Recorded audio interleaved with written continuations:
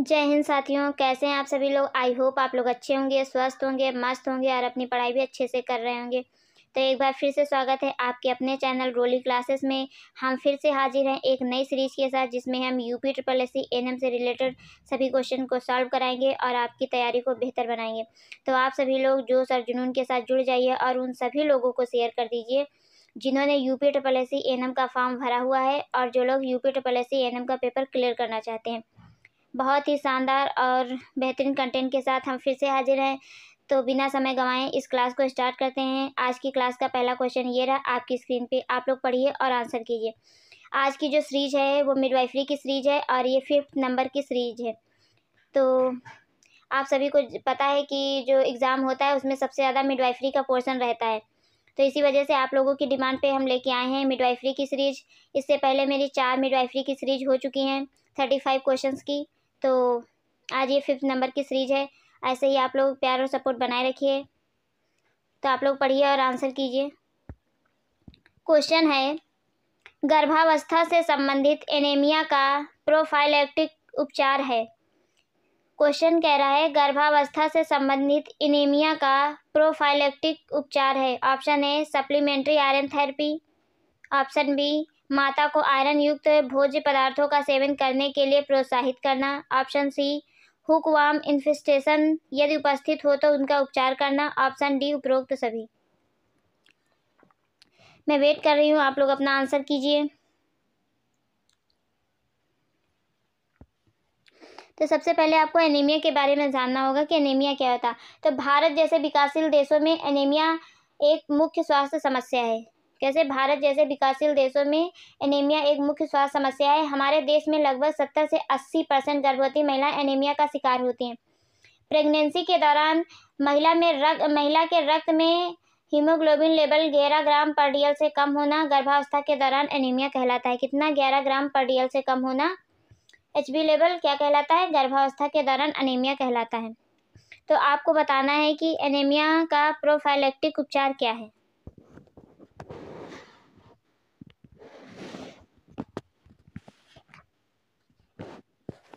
तो इस क्वेश्चन का राइट आंसर है option D. Right answer option D. और एनीमिया के कॉज क्या हो सकते हैं? आयरन की मांग बढ़ जाना, आयरन का आहार द्वारा कम लेना, vomiting during pregnancy, low socio economic status, folic acid, vitamin B12, protein आदि की कमी। ये सब क्या है? एनीमिया के कारण है। नेक्स्ट क्वेश्चन आपकी स्क्रीन पे ये रहा, आप लोग पढ़िए और आंसर कीजिए।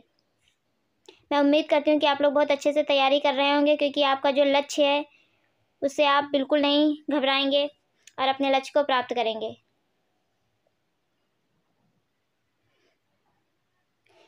क्वेश्चन है, प्रीटर्म लेबर को इस प्रकार परिभाषित किया गया है। आपको प्रीटर्म लेबर की डिफिनेशन बताना है कि प्रीटर्म लेबर क्या होता है। ऑप्शन ए गर्भावस्था के 37 सप्ताह पूर्ण होने से पूर्व ही प्रसव प्रारंभ होना, ऑप्शन बी गर्भावस्था के 39 सप्ताह पूर्ण होने से पूर्व ही प्रसव प्रारंभ होना, ऑप्शन सी गर्भावस्था के 40 सप्ताह पूर्ण होने पर प्रसव शुरू होता है, ऑप्शन डी डिलीवरी की संभावित तिथि के 2 सप्ताह बाद तक की गर्भावस्था का कंटिन्यू रहना।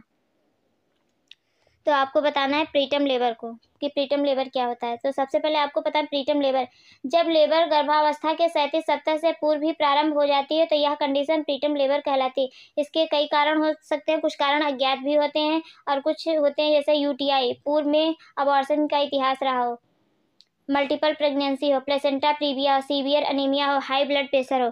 तो ये सब कंडीशन भी हो सकती हैं प्रीटर्म लेबर के लिए जिम्मेदार। तो इस क्वेश्चन का राइट आंसर है option A. Right answer option ए, गर्भावस्था के 37 सप्ताह पूर्ण होने से पूर्व ही प्रसव प्रारंभ होना। Right answer option A. Next question आपकी स्क्रीन पे ये रहा। क्वेश्चन है, पोस्ट मेच्योरिटी को परिभाषित कीजिए। वहां पर प्रीटर्म लेबर की बात कर रहा था, यहाँ पे पोस्ट मेच्योरिटी की बात कर रहा, को परिभाषित कीजिए। ऑप्शन ए गर्भावस्था के 37 सप्ताह पूर्ण होने से पूर्व ही प्रसव प्रारंभ होना, ऑप्शन बी गर्भावस्था के 39 सप्ताह पूर्ण होने से पूर्व ही प्रसव प्रारंभ होना, ऑप्शन डी गर्भावस्था के 40 सप्ताह पूर्ण होने पर प्रसव शुरू होता है, ऑप्शन डी गर्भावस्था के 42 सप्ताह बाद तक की गर्भावस्था का कंटिन्यू रहना। तो आपको बताना है पोस्ट मेच्योरिटी क्या होती है और पोस्ट मेच्योरिटी की डिफिनेशन परिभाषित कीजिए।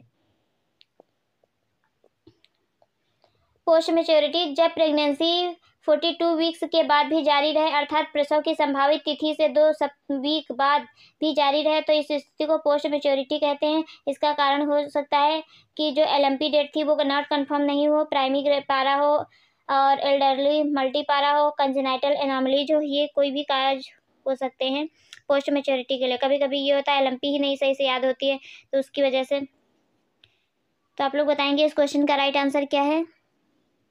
तो इस क्वेश्चन का राइट आंसर है option D. Right answer option D. गर्भावस्था के 42 सप्ताह बाद तक भी गर्भावस्था कंटिन्यू रहना। नेक्स्ट क्वेश्चन आपकी स्क्रीन पे ये रहा। एल्डरली प्राइमी ग्रेविडा से संबंधित समस्या है। एल्डरली प्राइमी ग्रेविडा से संबंधित समस्या। ऑप्शन ए गर्भपात, option B uterine fibroids, option C intra uterine growth retardation IUGR, option D all.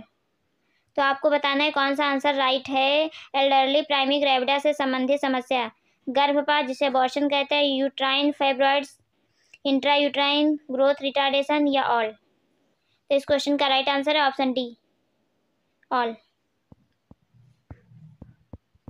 IUGR इसका फुल फॉर्म कई बार पूछा गया है, तो आपको इसका फुल फॉर्म भी याद रखना है। इंट्रा यूट्राइन ग्रोथ रिटार्डेशन होता है। नेक्स्ट क्वेश्चन आपकी स्क्रीन पे ये रहा, पढ़िए और आंसर कीजिए।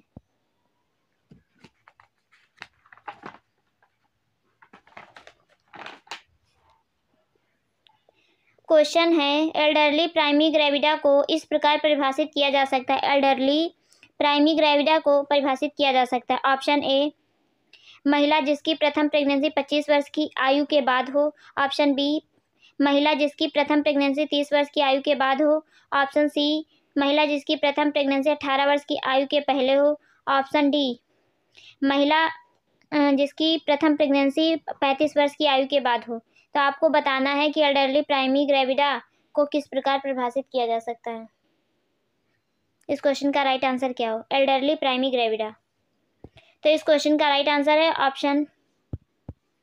Option D. Right answer option D. Right answer option D. Elderly primi gravida किसे कहते हैं? महिला जिसकी प्रथम प्रेगनेंसी 35 ईयर्स की आयु के बाद हो उसे एल्डरली प्राइमी ग्रेविडा कहते हैं। आप नोट कर लीजिए, ऐसे क्वेश्चन पूछ लेता है एग्जामिनर। आपकी स्क्रीन पे ये रहा, पढ़िए और आंसर कीजिए। प्राइमरी oocyte में प्रथम मियोटिक डिवीजन के बाद कौन सी संरचना का निर्माण होता है? ऑप्शन ए द्वितीयक oocyte, ऑप्शन बी अंडा, option C polar bond, option D दोनों ए और सी। आपको बताना है प्राइमरी oocyte के प्रथम मियोटिक डिवीजन के बाद कौन सी संरचना का निर्माण होता है। इंपॉर्टेंट क्वेश्चन है, आप इसे नोट कर लीजिए। तो इस क्वेश्चन का राइट आंसर है option D. Right answer option D. Next question आपकी स्क्रीन पे ये रहा। क्वेश्चन है प्राथमिक oocyte में क्रोमोसोम की संख्या होती है। प्राथमिक oocyte में क्रोमोसोम की संख्या होती है। Option A 44 plus XX, option B 22 plus X, option C 44 plus XY, option D 22 plus Y। प्राथमिक oocyte में क्रोमोसोम की संख्या होती है, आपको बताना है कितनी होती है।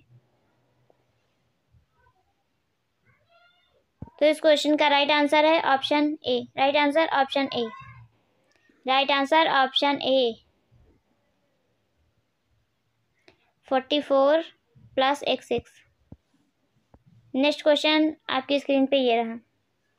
क्वेश्चन है द्वितीयक oocyte में क्रोमोसोम की संख्या होती है। द्वितीयक oocyte या सेकेंडरी oocyte में क्रोमोसोम की संख्या होती है। Option A 44 plus XX, option B 22 plus X, option C 44 plus XY, option D 22 plus Y। द्वितीयक oocyte में क्रोमोसोम की संख्या कितनी होती है, आपको बताना है। तो इस क्वेश्चन का राइट आंसर है option B. Right answer option B X, option B 22 plus X। Next question आपकी स्क्रीन पे ये रहा। क्वेश्चन है oogenesis के दौरान द्वितीयक oocyte का निर्माण होता है। oogenesis के दौरान द्वितीयक oocyte का निर्माण होता है। ऑप्शन ए प्राथमिक oocyte में या फर्स्ट मियोटिक डिवीजन के बाद, ऑप्शन बी प्राथमिक ओसाइट में सेकंड मियोटिक डिवीजन के बाद, ऑप्शन सी प्राथमिक ओसाइट में मिटोसिस डिवीजन के बाद, ऑप्शन डी ओगोनिया में मिटोसिस डिवीजन के बाद। तो आपको बताना है ओजेनेसिस के दौरान द्वितीयक ओसाइट का निर्माण होता है। तो इस क्वेश्चन का राइट आंसर है option A. Right answer option A, first meiotic division, प्राथमिक ओसाइट में फर्स्ट मियोटिक डिवीजन के बाद। Right answer option A. Next question आपकी स्क्रीन पे ये रहा। शरीर में सबसे बड़ी लार्जेस्ट कोशिका है, शरीर में सबसे बड़ी कोशिका है। ऑप्शन ए तंत्रिका कोशिका, ऑप्शन बी हृदय कोशिका, ऑप्शन सी रीनल कोशिका, ऑप्शन डी अंडा। आपको बताना है शरीर में सबसे बड़ी लार्जेस्ट कोशिका कौन सी है। तो इस क्वेश्चन का राइट आंसर है option D. Right answer option D अंडा। क्या है? अंडा। नेक्स्ट क्वेश्चन आपकी स्क्रीन पे ये रहा, पढ़िए और आंसर कीजिए।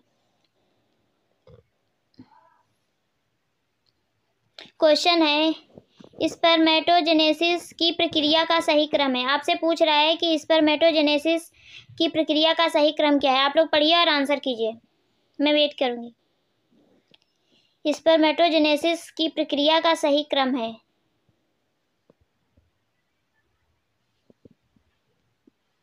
तो इस क्वेश्चन का राइट आंसर है ऑप्शन ए। राइट आंसर है ऑप्शन ए।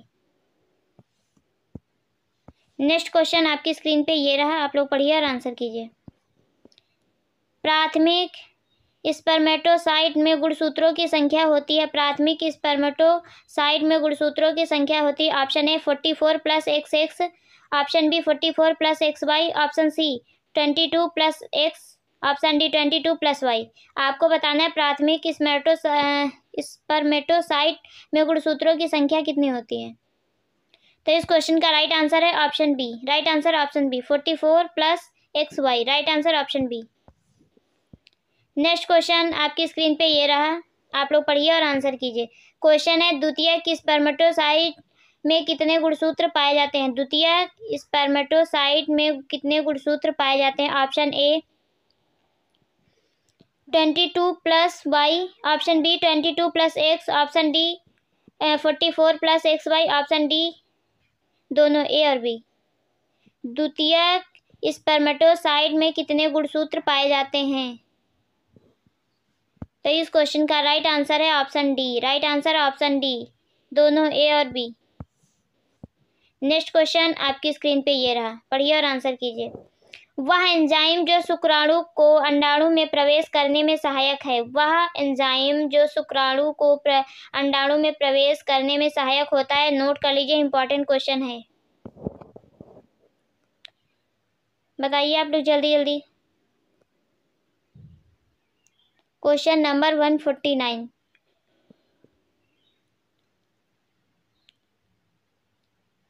तो इस क्वेश्चन का राइट आंसर है option A. Right answer option A hyaluronidase, option A. Right answer option A. Next question आपकी स्क्रीन पे ये रहा, आप लोग पढ़िए और आंसर कीजिए। स्पर्म कैपिसिटेशन वह प्रक्रिया है जिसके द्वारा स्पर्म कैपिटेशन वह प्रक्रिया है जिसके द्वारा, ऑप्शन ए स्पर्म ज़्यादा गतिशील हो जाते हैं, ऑप्शन बी स्पर्म द्वितीयक ओसाइट को निषेचित करने में समर्थ हो जाता है, option C sperm meiotic division में प्रवेश कर जाता है, ऑप्शन डी दोनों, ए तथा बी दोनों। तो आपको बताना है कि कौन सा राइट आंसर है। Question number 150। इस क्वेश्चन का राइट आंसर क्या होगा, आप लोग कमेंट कीजिए। तो इस क्वेश्चन का राइट आंसर है option D. Right answer option D, दोनों ए और बी। नेक्स्ट क्वेश्चन आपकी स्क्रीन पे ये रहा, आप लोग पढ़िए और आंसर कीजिए। क्वेश्चन है अंडोत्सर्ग के दौरान जो कोशिका निकलती है उसे कहा जाता है।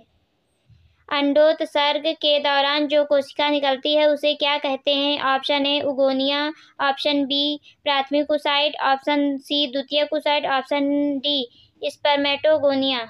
आपको बताना है अंडोत्सर्ग के दौरान जो कोशिका निकलती है उसे क्या कहा जाता है।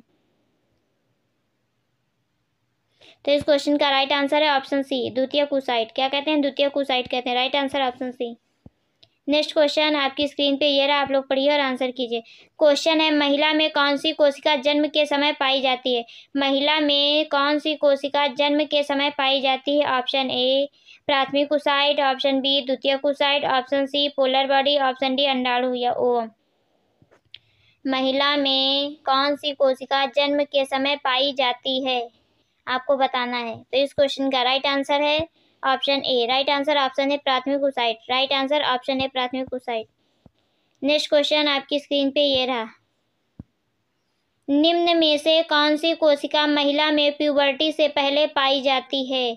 निम्न में से कौन सी कोशिका महिला में प्यूबर्टी से पहले पाई जाती है? ऑप्शन ए प्राथमिक कुसाइट्स, ऑप्शन बी द्वितीय oocyte, option C polar body, option D ovum या अंडाणु। आपको बताना है। तो इस क्वेश्चन का राइट आंसर है ऑप्शन ए प्राथमिक कुसाइट्स। क्या पाई जाती है? प्राथमिक oocytes. Right answer option A. Next question आपकी स्क्रीन पे ये रहा, आप लोग पढ़िए और आंसर कीजिए। पुरुषों में कौन सी कोशिका प्यूबर्टी से पहले पाई जाती है? पुरुषों में कौन सी कोशिका प्यूबर्टी से पहले पाई जाती है? Option A spermatogonia, option B द्वितीयक spermatocyte, option C spermatids, option D spermatozoa. पुरुषों में कौन सी कोशिका प्यूबर्टी से पहले पाई जाती है? तो इस क्वेश्चन का राइट आंसर है option A. Right answer option A spermatogonia. ये सभी क्वेश्चन आप लोग नोट कर लीजिए, ये ऐसे हर जगह नहीं मिलेंगे, तो आप लोग प्लीज़ नोट कर लीजिए ताकि रिवीजन के टाइम आपको आसानी हो, इधर उधर भटकना ना पड़े। 1 से 2 क्वेश्चन इससे आएगा। नेक्स्ट क्वेश्चन आपकी स्क्रीन पे ये रहा, आप लोग पढ़िए और आंसर कीजिए। oocyte की निषेचन योग्य जीवन अवधि फर्टिलाइजेबल लाइफ स्पैन होती है? ऑप्शन ए 0 से 12 घंटे की, ऑप्शन बी 12 से 24 घंटे, ऑप्शन सी 24 से 36 घंटे, ऑप्शन डी 48 से 72 घंटे। oocyte की निषेचन योग्य जीवन अवधि या फर्टिलाइजेबल लाइफ स्पैन होती है। तो इस क्वेश्चन का राइट आंसर है ऑप्शन बी 12 से 24 घंटे। कितना? 12 से 24 घंटे। इंपॉर्टेंट क्वेश्चन है, ऐसे एग्जामिनर क्वेश्चन फंसाता है एग्जाम में। नेक्स्ट क्वेश्चन आपकी स्क्रीन पे ये रहा, स्पर्मेटोगोनिया को एक परिपक्व स्पर्मेटोजुआ में विकसित होने में लगभग कितने समय की आवश्यकता होती है? स्पर्मेटोगोनिया को एक परिपक्व स्पर्मेटोजुआ में विकसित होने में लगभग कितने समय की आवश्यकता होती है? ऑप्शन ए 13 वर्ष की, ऑप्शन बी 11 वर्ष की, ऑप्शन सी 61 दिन की, ऑप्शन डी 11 दिन की। बताइए, आप लोग आंसर कीजिए।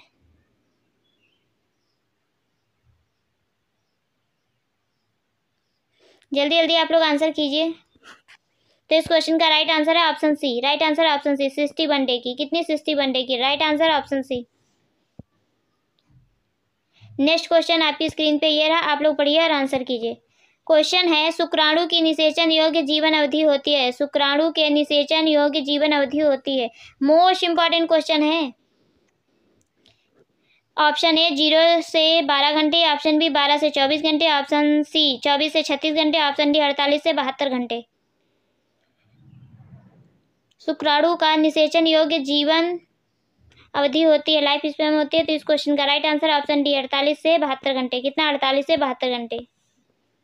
नेक्स्ट क्वेश्चन आपकी स्क्रीन पे ये रहा, आप लोग पढ़िए और आंसर कीजिए।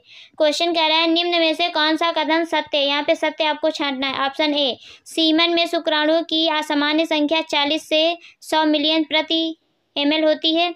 ऑप्शन बी एक सेक्सुअल एक्ट में केवल हजारों शुक्राणु ही यूट्राइन ट्यूब में प्रवेश करते हैं। ऑप्शन सी एक इजेकुलेशन में केवल 300 से 500 शुक्राणु ही अंडाणु तक पहुँचते हैं। ऑप्शन डी उपरोक्त सभी। कौन सा कथन सत्य है, आपको फाइंड करना है।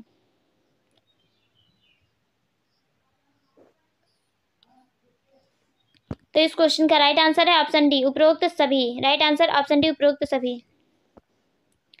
नेक्स्ट क्वेश्चन आपकी स्क्रीन पे ये रहा, आप लोग पढ़िए और आंसर कीजिए। क्वेश्चन है, एक 33 वर्ष की महिला जिसकी प्रीवियस हिस्ट्री है एक जीवित बच्चा जिसे डाउन सिंड्रोम है, वर्तमान में उसे 18 सप्ताह से एमनोरिया है। वर्तमान प्रेगनेंसी में डाउन सिंड्रोम को रूल आउट करने के लिए इन्वेस्टिगेशन ऑफ चॉइस है। क्वेश्चन को बहुत ध्यान से पढ़ेंगे, क्योंकि क्वेश्चन काफ़ी स्टेटमेंट वाले टाइप के आ रहे हैं इस टाइम। तो आप अच्छे से पढ़ेंगे, रिवीजन करेंगे, तभी आंसर कर पाएंगे।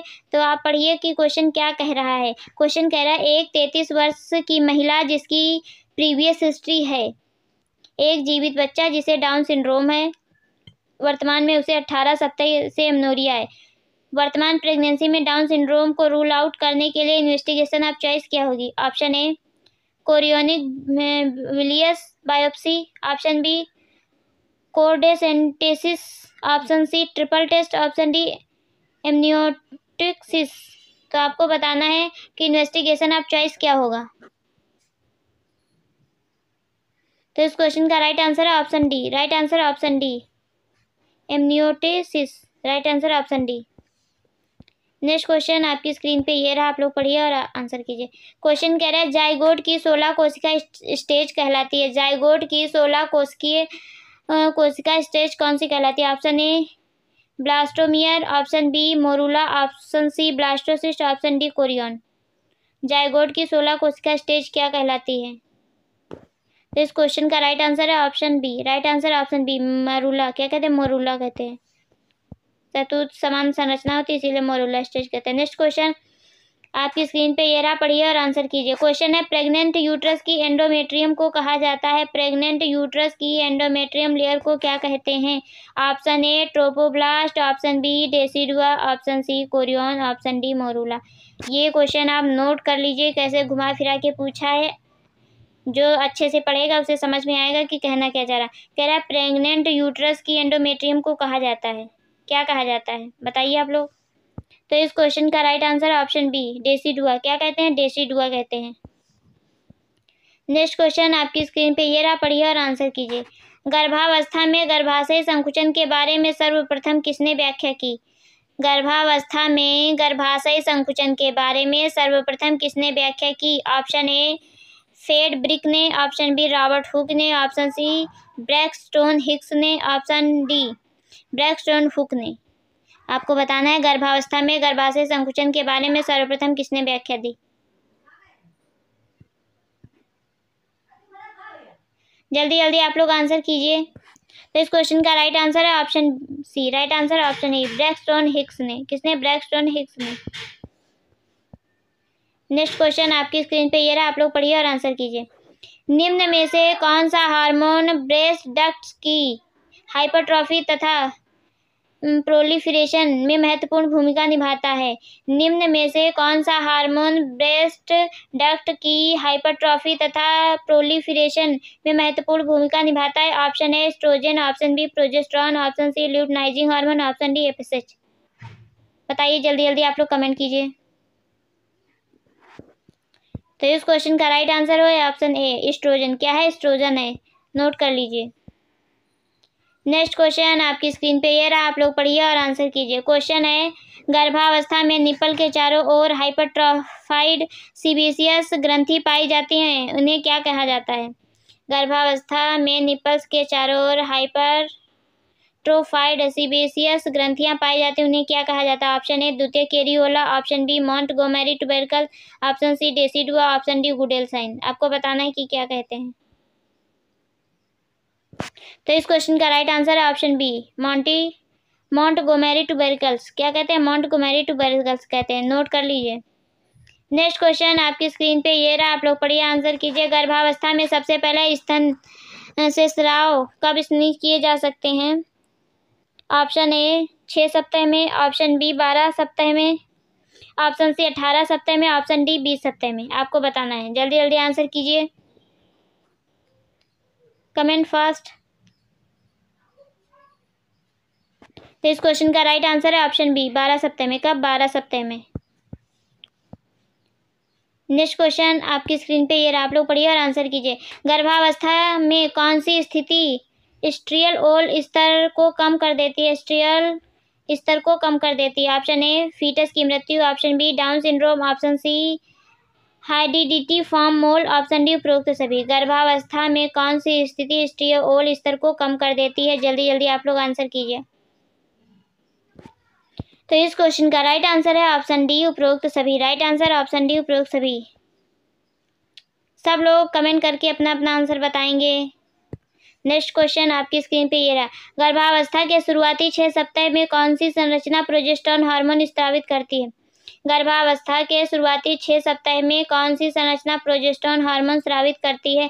Option A corpus luteum, option B decidua, option C placenta, option D अम्लाइकस। आपको बताना है कि गर्भावस्था के शुरुआती 6 सप्ताह में कौन सी संरचना प्रोजेस्टेरोन हार्मोन स्रावित करती है? तो इस क्वेश्चन का राइट आंसर है option A. Right answer option A corpus luteum. कौन? Corpus luteum. इंपॉर्टेंट क्वेश्चन है, इसे नोट कर लीजिए। नेक्स्ट क्वेश्चन आपकी स्क्रीन पे ये रहा। गर्भावस्था में कौन सी स्थिति में प्रोजेस्टेरोन का स्तर कम हो जाता है? गर्भावस्था में कौन सी स्थिति में प्रोजेस्टेरोन का स्तर कम हो जाता है? Option A ectopic pregnancy, option B hydatidiform mole, option C RH isoimmunisation, option D उपरोक्त सभी। आपको बताना है गर्भावस्था में कौन सी स्थिति में प्रोजेस्टेरोन का स्तर कम हो सकता है। तो इस क्वेश्चन का राइट आंसर है option A. Right answer option है एक्टोपिक प्रेगनेंसी। क्या है एक्टोपिक प्रेगनेंसी? एक्टोपिक प्रेगनेंसी होती क्या है? यह एक ऐसी समस्या होती है, कंडीशन होती है जिसमें कि जो फर्टिलाइज एग होता है वो यूट्रस में ना इम्प्लांट होकर के यूट्रस के बाहर या यूट्राइन कैविटी के बाहर फैलोपियन ट्यूब में, सर्विक्स में या एब्डोमिनल कैविटी में या फिर ओवरी में इम्प्लांट होता है, जिसे हम एक्टोपिक प्रेगनेंसी कहते हैं। Right answer option A. Next question आपकी स्क्रीन पे ये रहा, आप लोग पढ़िए और आंसर कीजिए। क्वेश्चन कह रहा है गर्भावस्था में पिट्यूटरी ग्रंथि में कौन सा परिवर्तन नहीं होता है? आपको नहीं अंडरलाइन करना है। गर्भावस्था में पिट्यूटरी ग्रंथि में कौन सा परिवर्तन नहीं होता? ऑप्शन ए वजन में वृद्धि, ऑप्शन बी वृद्धि हार्मोन के स्तर में बढ़ोतरी, ऑप्शन सी पिट्यूटरी गोनेडोट्रोपिन स्तर में वृद्धि, ऑप्शन डी ACTH लेवल में वृद्धि। गर्भावस्था में पिट्यूटरी ग्रंथि में कौन सा परिवर्तन नहीं होता है? जल्दी जल्दी बताइए आप लोग। तो इस क्वेश्चन का राइट आंसर है option C. Right answer option C pituitary gonadotropin स्तर में वृद्धि। ये इसका आंसर नहीं। गर्भावस्था में पिट्यूटरी ग्रंथि में कौन सा परिवर्तन नहीं होता? तो ये नहीं होता, पिट्यूटरी गोनेडोट्रोपिन स्तर में वृद्धि नहीं होती। Right answer option C. Next question आपकी स्क्रीन पे ये रहा, पढ़िए और आंसर कीजिए। क्वेश्चन है स्तन से मिल्क इजेक्शन को कहा जाता है? स्तन से मिल्क इजेक्शन को कहा जाता है option A mammogenesis, option B lactogenesis, option C galactokinesis, option D galactopoiesis. स्तन से मिल्क इजेक्शन को कहा जाता है। आप लोग जल्दी जल्दी आंसर कीजिए। तो इस क्वेश्चन का राइट आंसर है ऑप्शन सी गैलेक्टोकाइनेसिस। गैलेक्टोकाइनेसिस स्तन से मिल्क इजेक्शन को कहा जाता है galactokinesis. Right answer option C. तो आप सभी लोग बताएंगे कि 35 क्वेश्चंस में आपका स्कोर क्या रहा। और वीडियो अच्छी लगी हो तो लाइक कीजिए, शेयर कीजिए, चैनल को सब्सक्राइब कीजिए। मिलते हैं नेक्स्ट वीडियो में, तब तक के लिए bye bye, take care, thank you so much. अपना ध्यान रखिए, ख्याल रखिए, मस्त रहिए, एंजॉय कीजिए। और आप सभी को पता है कि आज खिचड़ी है, तो आप सभी लोग खिचड़ी खाइए, एंजॉय कीजिए, साथ में पढ़ाई को ध्यान में रखते हुए। चलिए मिलते हैं नेक्स्ट वीडियो में, बाय बाय, टेक केयर।